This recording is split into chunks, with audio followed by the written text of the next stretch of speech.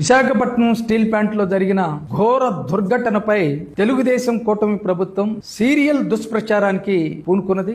ఆఖరికి ఈ దుర్ఘటనలో చనిపోయినటువంటి కార్మికులకు వచ్చేటటువంటి నష్టపరిహారం పైన కూడా పెద్ద ఎత్తున తప్పుడు ప్రచారానికి పూనుకున్నది. ఉదాహరణకి భాన్ కుమార్ అనే పర్మనెంట్ కార్మికుడు ఈ దుర్ఘటనలో చనిపోయాడు. డిప్యూటీ చీఫ్ మినిస్టర్ గారు స్వయాన ప్రతి పర్మనెంట్ కార్మికుడికి కనీసంగా ₹1,72,00,000 నష్టపరిహారం వస్తుందని ప్రకటన చేశారు. విద్యాశాఖ మంత్రి లోకేష్ గారు కూడా చనిపోయినటువంటి కార్మికులకి ప్రతి ఒక్కరికి న్యాయం జరుగుతున్నదని ఆయన ప్రకటన చేశారు. వాస్తవాలు ఏమిటి?